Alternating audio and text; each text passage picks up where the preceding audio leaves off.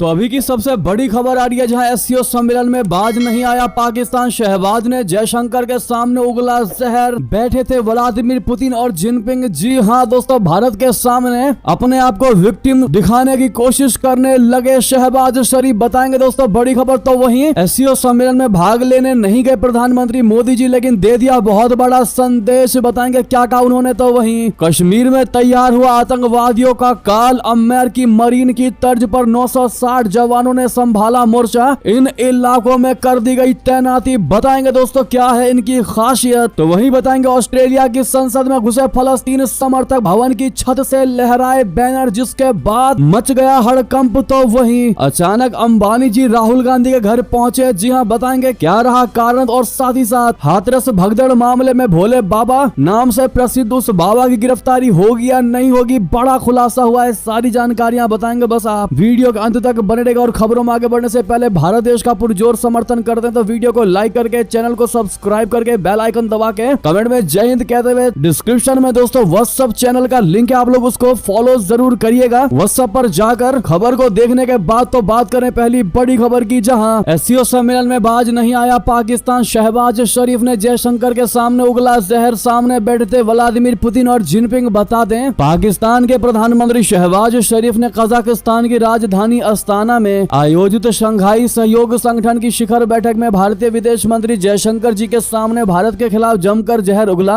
आतंकिस्तान बन चुके पाकिस्तान के प्रधानमंत्री शहबाज शरीफ ने भारत का नाम लिए बिना गुरुवार को कहा कि बिना किसी शर्त के राज्य आतंकवाद की आलोचना की जानी चाहिए। उन्होंने जोर देकर कहा कि उग्रवाद का सफाया करना आर्थिक विकास की पूर्व शर्त है। पाकिस्तान ने कुछ दिन पहले ही भारत पर आरोप लगाया था कि भारतीय खुफिया एजेंसी रॉ, टीटीपी और बलूच आतंकवादियों को मदद दे रही है, उनको फंडिंग दे रही है, जो चीनी नागरिकों को निशाना बना रहे हैं। शहबाज शरीफ जब ये बयान दे रहे थे, उनके सामने रूसी राष्ट्रपति व्लादिमीर पुतिन और चीनी राष्ट्रपति शी जिनपिंग भी मौजूद थे। जी हां, शहबाज शरीफ ने कहा कि आतंकवाद फिर वो चाहे किसी व्यक्ति समूह की ओर से किया जा रहा है या देश की ओर से, उसे निश्चित रूप से सामूहिक तरीके से निपटा जाना चाहिए। पाकिस्तान की सरकार लगातार बिना किसी सबूत के आरोप लगा रही है कि पड़ोसी देश उनके यहाँ आतंकवाद को बढ़ावा दे रहे हैं। पाकिस्तान ने हाल ही में एक कथित टीटीपी आतंकी को पकड़ने का दावा किया था, जिसने आरोप लगाया था कि भारत पाकिस्तान में हमले करने वाले आतंकियों को वित्तीय मदद दे रहा है। ऐसे में दोस्तों शहबाज शरीफ जिनपिंग और पुतिन के सामने ऐसी बातें बोल करके वो दिखाने की कोशिश कर रहा है कि सबसे बड़ा विक्टिम वही है, जबकि दोस्तों हमेशा से भारत ने पाकिस्तान को उसकी औकात दिखाई है कि आतंकवादी को वो पालता है, वही पूरी दुनिया में दहशत मचाता है। जहां भी आतंकवादी पकड़े जाते हैं, जहां भी दहशतगर्द पकड़े जाते हैं, वो पाकिस्तान के ही पाए जाते हैं। उसके बावजूद भी पाकिस्तान अपने आप को विक्टिम दिखाने की कोशिश कर रहा है, वो भी जिनपिंग और पुतिन के सामने। इस पर आपकी राय तो बनती है दोस्तों, लेकिन आपको यह भी बता दें, इतना ही नहीं, बेशक प्रधानमंत्री नरेंद्र मोदी जी एससीओ समिट में नहीं पहुंचे, लेकिन भारत में ही रहकर उन्होंने आतंकवाद पर बड़ा बयान दे दिया। एससीओ सम्मेलन में पीएम मोदी ने घर से ही संदेश दिया, कहा आतंकवाद को पोषित करने वाले देशों को अलग थलग करना बहुत है जरूरी। जी हाँ, मोदी जी ने कहा है कि अगर आतंकवाद की समस्या पर ध्यान नहीं दिया गया तो यह वैश्विक और क्षेत्रीय शांति के लिए बहुत बड़ा खतरा बन सकता है। सीमा पार आतंकवाद, आतंकवाद को वित्त पोषण और नए लोगों की भर्ती के खिलाफ निर्णायक लड़ाई लड़ने की आवश्यकता है। अंतर्राष्ट्रीय समुदाय को उन देशों को बेनकाब करना चाहिए जो आतंकवाद का पोषण करते हैं और आतंकवादियों की सुरक्षित पनाहगाह बने हुए। ऐसे में दोस्तों भारत के प्रधानमंत्री नरेंद्र मोदी जी ने अपने देश में रहकर ही तगड़ा और करारा जवाब दे दिया है शहबाज शरीफ को। पूरी दुनिया को पता है कि पाकिस्तान में आतंकवाद कौन है, यहाँ तक कि पाकिस्तान की आर्मी भी आतंकवादियों के साथ मिली है। हर तरीके से आतंकवादियों को हथियार मुहैया कराया जाता है ताकि वो दुनिया में खास करके भारत में आतंक फैला सके। इस पर आपकी राय तो बनती है दोस्तों, और वीडियो को जितना ज्यादा हो सके शेयर करना मत भूलिएगा। और खबर के अंत में दोस्तों डिस्क्रिप्शन में व्हाट्सएप चैनल का लिंक है दोस्तों, उस पर जाकर फॉलो जरूर करिएगा व्हाट्सएप पर। हमें तो वहीं बता दें, कश्मीर में तैयार हुआ आतंकवादियों का काल। अमेरिकी मरीन की तर्ज पर 960 जवानों ने संभाला मोर्चा। इन इलाकों में फैले, बता दें, केंद्र शासित प्रदेश जम्मू कश्मीर में आतंकवाद की घटनाओं से निपटने के लिए सुरक्षा बलों की एक बेहद खूंखार टुकड़ी तैयार कर ली गई है। जी हां, सबसे बड़ी और एक्सक्लूसिव जानकारी आपको बता रहे हैं। जम्मू कश्मीर पुलिस ने सीमावर्ती इलाकों में 960 प्रशिक्षित पुलिस कर्मियों की एक नई टुकड़ी तैनात कर दी है, जो विशेष रूप से घुसपैठ और आतंकवाद से निपटने के लिए काम करेगी। दोस्तों ऐसा कहा जा रहा है कि पिछले दिनों पाकिस्तान से भारी हथियारों से लैस आतंकवादियों की घुसपैठ में वृद्धि हुई है। इसी को देखते हुए पुलिस की स्पेशल टुकड़ी तैनात कर ली गई है। जी हां, इंडियन एक्सप्रेस की रिपोर्ट के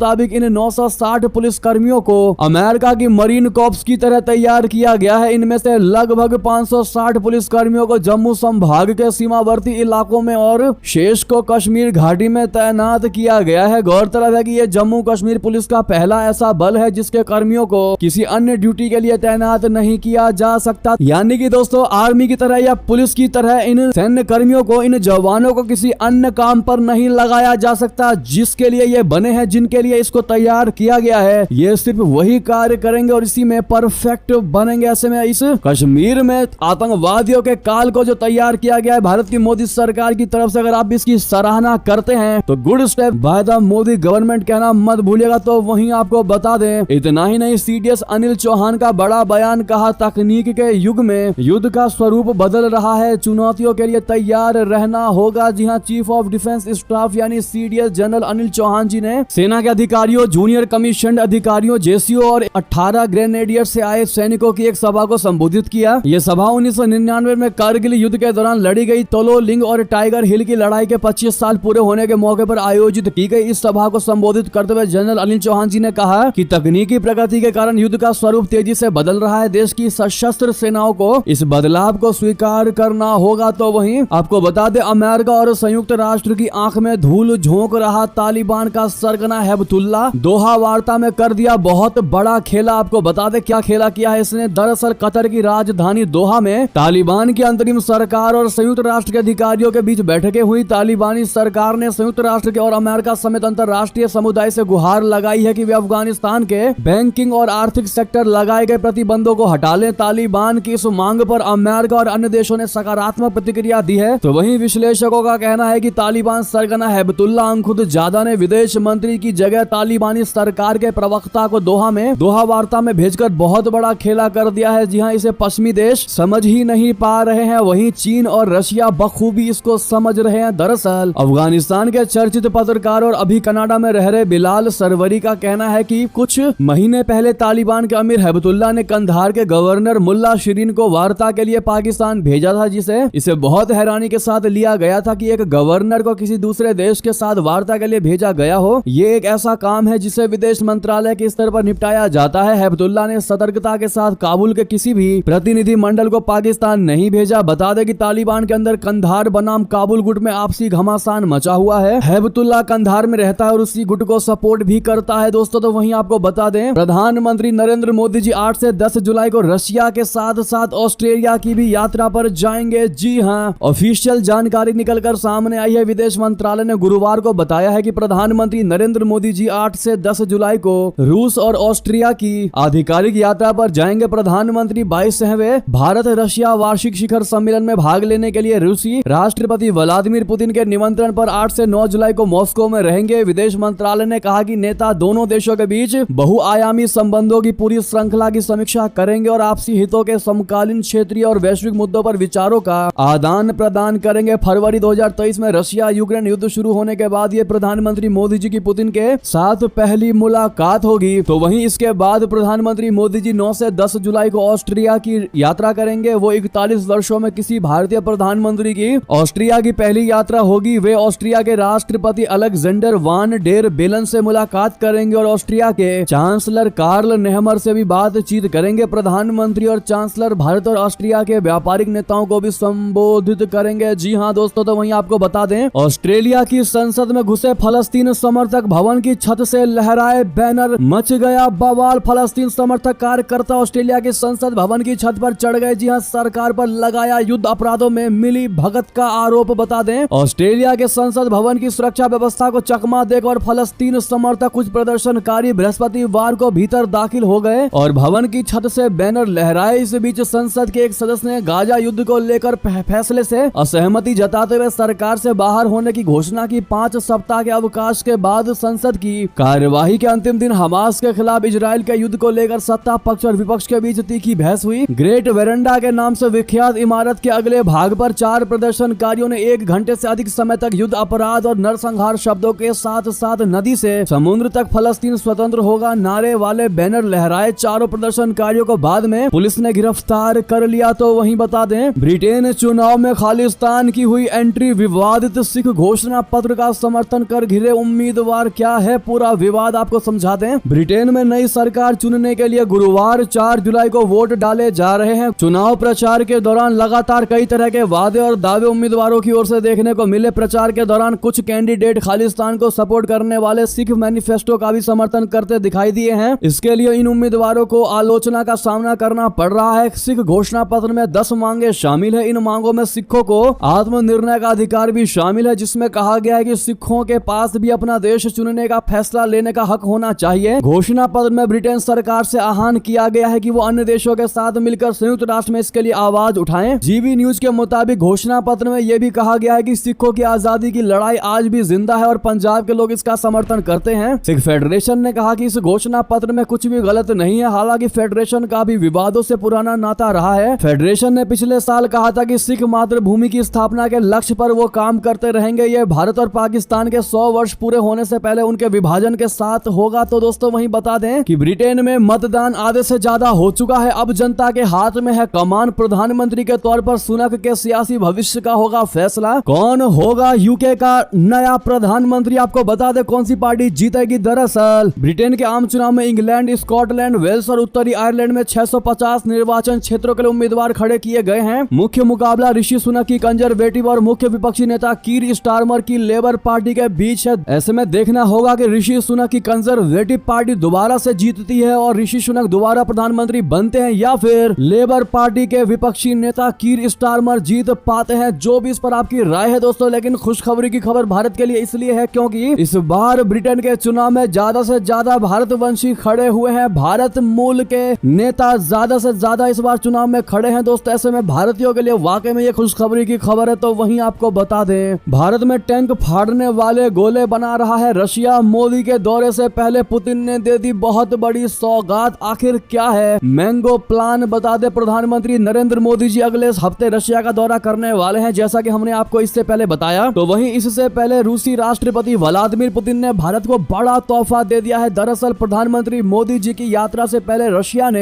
ऐलान कर दिया है कि वो भारत में टैंकों के मजबूत कवच को फाड़ने वाले गोलों का निर्माण शुरू कर दिया है। इसे खास तौर पर भारतीय सेना के लिए बनाया जा रहा है। ये गोले किसी भी बख्तर बंद को पलक झपकते फाड़ सकते हैं। इसे भारत रूस के रक्षा संबंधों में मील का पत्थर माना जा रहा है। भारत रशिया के बीच रक्षा संबंधों का एक लंबा और ठोस इतिहास है। इसमें भारत में हथियारों और गोला बारूद का संयुक्त और लाइसेंस के जरिए उत्पादन भी शामिल है। रूसी राज्य के स्वामित्व वाली रक्षा निगम रोस्टेक का हिस्सा रोजोबोरोन एक्सपोर्ट हथियार निर्यातक ने भारत में mango armour piercing tank rounds का निर्माण शुरू कर दिया। ऐसे में इंडिया और रशिया के रिलेशन को आप कितने नंबर देना चाहेंगे दोस्तों? 10 में से बताइएगा जरूर। और अमेरिका भारत के बीच रिश्तों पर कितने नंबर देना चाहेंगे कमेंट में भारी मात्रा में बताइएगा दोस्तों। और वीडियो को शेयर करना मत भूलिएगा। तो वहीं आपको बता दें, शेख हसीना के चीन दौरे पर बांग्लादेश मांगेगा $20 अरब का नया कर्ज। क्या ड्रैगन के कर्ज जाल में फंस गया भारत का पड़ोसी? बता दें, बांग्लादेश की सरकार चीन से एक बार फिर नया कर्ज मांगने जा रहा है। बांग्लादेश की पीएम शेख हसीना की आने वाली चीन यात्रा के दौरान चीन से $20 अरब का नया ऋण मांगा जाएगा। इस पर चीन की ओर से कहा गया है कि ये दोनों देशों के बीच संबंधों में बेहतरी लेकर आएगा। कर्ज का प्रस्ताव तैयार करने में शामिल अधिकारियों ने बताया है कि इस राशि में से $15 अरब बुनियादी ढांचा परियोजनाओं के लिए और $5 अरब चीन से आयात भुगतान सुविधा के लिए होंगे। बांग्लादेश पर चीन के बढ़ते कर्ज के साथ ही देश के कई एक्सपर्ट ये चिंता भी जता रहे हैं कि नेपाल, श्रीलंका, पाकिस्तान जैसे पड़ोसी देशों की तरह वो भी बीजिंग के कर्ज जाल में तो नहीं फंसने जा रहे हैं। जी हाँ दोस्तों, द डेली स्टार की रिपोर्ट के मुताबिक प्रस्ताव में शामिल अधिकारियों ने बताया है कि वो कई पहलुओं पर आम सहमति पर पहुंच गए हैं, लेकिन अभी इसे अंतिम रूप देना बाकी है। साथ ही साथ बता दें, अचानक राहुल गांधी के घर पहुंचे मुकेश अंबानी। क्या है कारण? अंबानी फैमिली में अनंत अंबानी और राधिका मर्चेंट की शादी यानी वेडिंग का जश्न शुरू हो चुका है। इस बीच एशिया के सबसे अमीर इंसान मुकेश अंबानी गुरुवार को दिल्ली पहुंचे और राहुल गांधी के आवास पर पहुंचकर उनसे मुलाकात की और कुछ देर बाद 10 जनपद स्थित आवास से रवाना हो गए। ऐसा माना यह जा रहा है कि मुकेश अंबानी अपने बेटे की शादी का कार्ड देने के लिए सोनिया गांधी और राहुल गांधी के घर पहुंचे थे। बता दें कि 12 जुलाई को मुकेश अंबानी के छोटे बेटे अनंत अंबानी और राधिका मर्चेंट की शादी होने वाली है। शादी की रस्म मुकेश अंबानी के स्थित मुंबई स्थित घर एंटीलिया में बुधवार से ही शुरू हो चुकी है। देश विदेश से मेहमानों का भी आना जारी है। उम्मीद जताई जा रही है कि इसी के मद्देनजर मुकेश अंबानी राहुल गांधी को शादी का कार्ड देने के लिए उनके आवास पर पहुंचे थे। ऐसे में दोस्तों उन बातों का क्या जो राहुल गांधी ने लगातार अंबानी को घेरने की कोशिश की। अंबानी पर ऐसी बातें कही हैं राहुल गांधी ने। ऐसे में मुकेश अंबानी ने उनके घर पहुंच करके अपना बड़ा दिल दिखा दिया है, बता दिया है कि हम द्वेष या किसी के भी बातों को माइंड नहीं करते,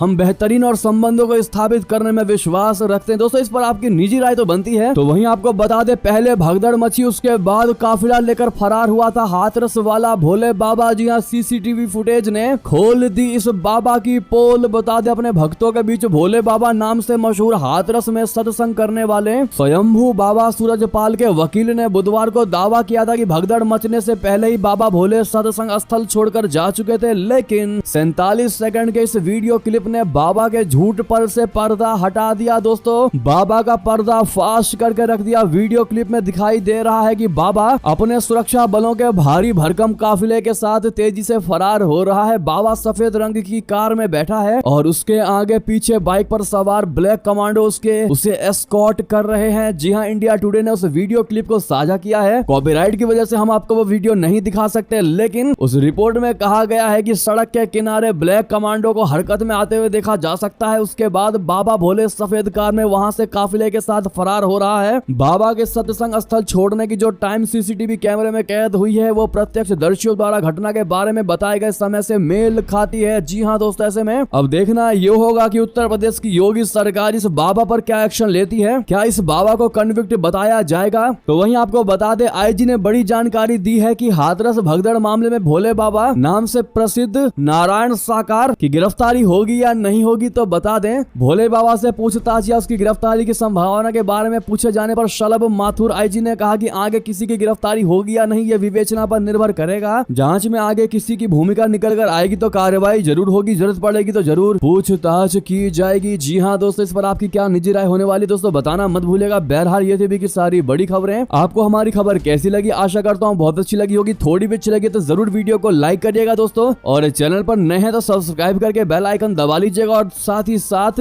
आप सभी से रिक्वेस्ट है, डिस्क्रिप्शन में व्हाट्सएप चैनल का लिंक पड़ा है। सबसे पहले बेहतरीन खबर और अपडेट्स पाने के लिए, हम कौन से खबरें अपडेट करने वाले हैं सबसे पहले पाने के लिए, आप व्हाट्सएप पर जाकर के इस लिंक के थ्रू चैनल को सब्सक्राइब यानी कि फॉलो जरूर कर लीजिएगा। और जो फॉलो करते हैं वो कमेंट में बताइएगा कि आपने फॉलो कर लिया है। मिलते हैं अगली बड़ी खबर में। आप सभी का बहुत बहुत धन्यवाद। जय हिंद, जय भारत।